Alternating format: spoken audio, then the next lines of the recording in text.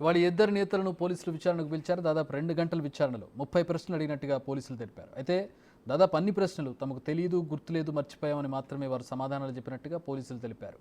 దాడి సమయంలో వినియోగించిన సెల్ ఫోన్లు ఇవ్వాలని అడగ్గా కోర్టు అనుమతి తీసుకుని ఇస్తామని రఘురాం, అవినాష్ చెప్పినట్టు సమాచారం.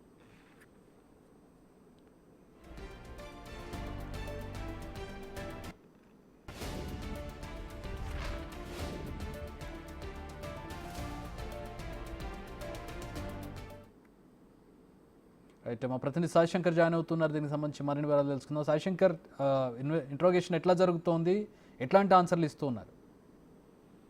చక్రి, ఈ రోజు టీడీపీ కేంద్ర కార్యాలయంపై దాడికి సంబంధించి వైసీపీ నేతలైనటువంటి దేవినేని అవినాష్, తలసీల రఘురాం, అప్పిరెడ్డికి నిన్న మంగళగిరి రూరల్ పోలీసులు నోటీసులు ఇవ్వడం జరిగింది. అయితే దేవినేని అవినాష్, తలసీల రఘురాం ఈ రోజు విచారణకు హాజరయ్యారు. దాదాపుగా 2 గంటల పాటు సాగినటువంటి విచారణలో అనేక అంశాలకు సంబంధించి 30 ప్రశ్నలు, అంటే ఆ రోజు దాడి జరిగినటువంటి అంశాలకు సంబంధించి గతంలో విచారణ సందర్భంగా వీళ్ళు ఇచ్చినటువంటి ఆధారాలు కానీ వీళ్ళు ఇచ్చిన సమాధానాలకు అనుగుణంగా నందిగాం సురేష్ కి సంబంధించి కస్టడీలో వచ్చినటువంటి అంశాలు ఏవైతే ఉన్నాయో వీటన్నిటి ఆధారంగా ఈ రోజు మరో 30 ప్రశ్నలను వీళ్ళిద్దరం ఉంచడం జరిగింది. అయితే వీటికి సంబంధించి కూడా వీళ్ళు సరైనటువంటి సమాధానం ఇవ్వలేదు అనే విధంగా కూడా ఈ కేసుకు సంబంధించి విచారణ అధికారిగా ఉన్నటువంటి మంగళగిరి రూరల్ సిఐ అయినటువంటి శ్రీనివాసరెడ్డి చెప్పడం జరిగింది.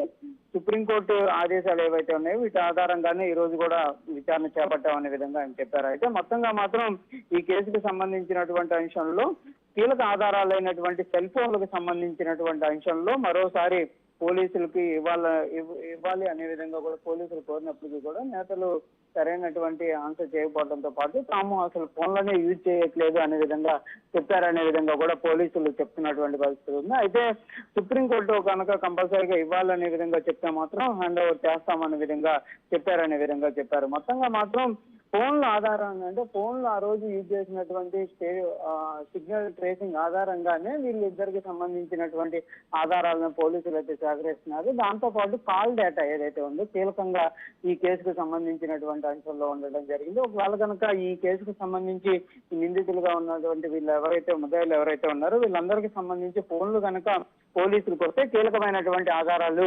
పోలీసులకు లభ్యమయ్యేటటువంటి అవకాశం ఉన్నట్లు కూడా పోలీసుల వర్షం వినిపిస్తుంది. కానీ నేతలు ఎవరు కూడా తమకు సంబంధించినటువంటి సెల్ ఫోన్లు ఇవ్వడానికి కూడా అయిష్టం వ్యక్తం చేస్తున్నారు. ఒకవైపు ఈ కేసుకు సంబంధించి ఎలాంటి సంబంధం తమకు లేదు అనే విధంగా చెప్తూనే మరోవైపు తమ ఫోన్లను ఇవ్వమంటే మాత్రం ఇవ్వడానికి వెనకడుగు వేస్తున్నటువంటి పరిస్థితి ఉంది. మొత్తంగా చూస్తే మాత్రం ఈ విచారణ మరోసారి కొనసాగేటటువంటి అవకాశం ఉంది. అప్పిరెడ్డి ఈ రోజు రాలేదు కాబట్టి మరో రోజు అప్పిరెడ్డిని కూడా రమ్మనేటటువంటి అవకాశాలు ఉన్నాయి.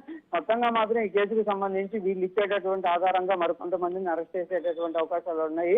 సుప్రీంకోర్టుకి సంబంధించి ముందస్తు బెయిల్ ఉన్నటువంటి నేపథ్యంలో వీళ్ళు ఎవరిని కూడా ఓన్లీ విచారణకు సంబంధించినటువంటి అంశాలే ఉంటాయి కాబట్టి అరెస్టులు ఉండవు కాబట్టి ఎప్పుడు రమ్మన్నా కూడా వస్తామనే విధంగా కూడా నేతలు చెప్తున్నారు. మరి ముందు సుప్రీంకోర్టు కానీ లేకపోతే మంగళగిరి కోర్టు రానున్న రోజుల్లో ఇచ్చేటటువంటి జడ్జిమెంట్స్ ఏవైతే ఉన్నాయో వాటి ఆధారంగా పోలీసులు ముందుకు వెళ్ళేటటువంటి అవకాశాలు కూడా కనిపిస్తున్నాయి.